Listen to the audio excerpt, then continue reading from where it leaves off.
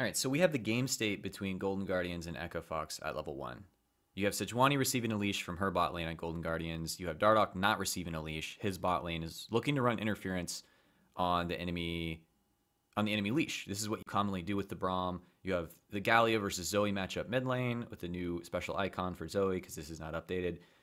And also, of course, the main focus, the Camille versus Vlad top lane matchup. There are a lot of things that we could talk about, and I'm going to hyper-focus specifically on the execution of the early game. Top lane primarily because we need this to be focused and specific so that the execution of early game is understood. And we're going to talk about how this can actually be fixed. So with this current game state, we're going to talk about top lane because this is the most important thing for the execution of Golden Guardians early game, and potentially also for Echo Fox. This is a very volatile matchup, Camille versus Vlad. Now, Golden Guardians early picked the Camille as a flex pick. She's used very commonly as a strong flex pick because she is a successful top and jungle champion in this meta in pro play. Umi was forced to blind pick Vlad without knowing with 100% certainty that it was a top or a jungle Camille. The Camille versus Vlad matchup is Camille sided, but it's still very close. This is where game knowledge comes in. This is where player knowledge comes in. This is where team communication comes in and execution of early game. Shore up your weaknesses, maximize the strengths in certain matchups, and set your team up for success as a whole. So we're going to talk about this matchup top, how it actually plays out. Camille is going to take Comet. This is just what you do on Camille. This is the best way to play Camille right now, top lane. Vladimir's going to take Spellbook. These things almost never change top lane.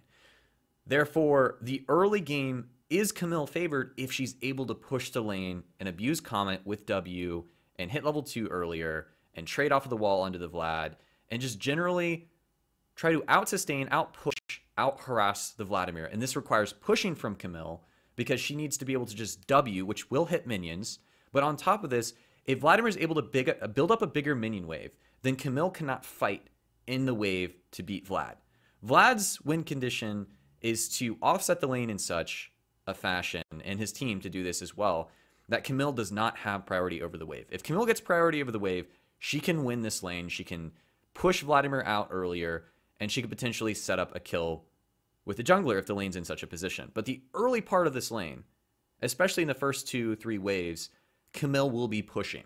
This sets her up to be potentially ganked by the enemy jungler. Therefore, if Camille, in order to succeed, has to push, what sets her up to get jungle ganked, there needs to be jungle assistance here.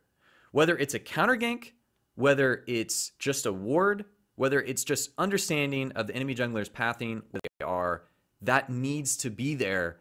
The execution of the early game to be successful depends on Camille being in a position to be successful, which requires communication, jungle assistance, and team understanding of the matchup. So what ended up happening, even though the Sejuani was getting a leash from her bot lane, she does a very standard opener, doing 3 camps and then looking to do something after that. Dardoch was able to, with not having a leash and doing Raptor second and blue third and taking the blast cone and going top lane, was able to get top before Sejuani was even in position to do anything. So as you can see from this clip, Dardoch's Jax is able to come top and get a free kill, while Contracts on Sejuani has barely cleared red and is heading back towards mid lane instead of looking for top. And this is a problem. This is a mistake. The setup was such that Dardoch would be able to tip the odds of top lane in his favor, pull off a solo queue level gank on top lane. Which in solo queue, if it's a carry versus carry top lane matchup, it's generally decided by whichever jungler gets there first and pulls off a successful gank. And if the jungle assistance isn't there for the losing top laner in the carry versus carry matchup, things get very bad very fast, because then the enemy jungler can return gank when they don't have summoners and either dive or kill them in a 2v2, because you still have the advantage with gold summoner spells potentially and levels. And that's exactly what Dardoch did. He came top and sat in a bush to wait for Contract's top lane. He didn't even have to farm. His win condition at that point was just preventing Huni from dying in a 2v1. That was all he needed to do at that point. That was his win condition. So why was Dardoch able to get top lane first?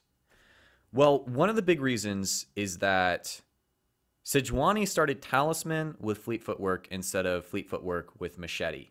And this is just a truth. If you're going to do blue, Gromp, red, these are single target camps. If you have Hunter's Talisman, you are doing this slower as Sejuani than you would with Machete, especially if you're not running the Resolve tree for the bonus health. You have a lot of attack speed. Machete would be better for this clear. So if the understanding is there from Golden Guardians that they need to protect top lane, that in order for them to succeed in the early game, the execution of the early game is there, they have to protect Lorlo because he has to push lane to win this matchup. So with Contracts not taking Hunter's Machete and going Talisman, that slows down his jungle clear. With him deciding to do Gromp instead of doing blue, red, and ensuring that he's top lane first no matter what and getting Vision down, he's still allowing for Dardoch to get top lane first. So there was a breakdown, whether it was Golden Guardians not having any communication there that this is what Lorlo needed to do to succeed, or underestimating how much slower this clear is, or not knowing where Dardoch started because of his bot lane not leashing. However, if you accept the truth, the preparation is ensuring that your team understands how this matchup goes, how to enable it to its fullest, and how to prevent the weaknesses of your team. You can't let the opposing jungler steal your advantage. How do you fix this? A couple ways. Golden Guardians, their players are smart. They've reached it. They've had success individually up until this point. You've got to be pretty smart to make it to this level of play. You explain to them as a team, individually. You even can have it play out like, Lorlo, tell us how the Vlad versus Camille matchup goes. And this goes between early preparation before that match, so you have an understanding of a lot of different matchups, how your laners are going to be playing them, how the jungler should assist them, and have this group understanding and group communication. You fix this by having discussions.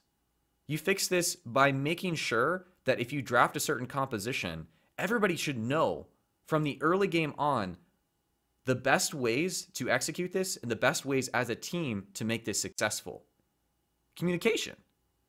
You let each individual player know. You let them know as a whole how this should play out. You have to have the game understanding, the knowledge, the coaching staff working together for the maximum preparation going into this. But this is just how it goes. And I really think that with the right preparation and the right drafts, you enable players to be the best versions of themselves on the Rift. And that's what you have to do.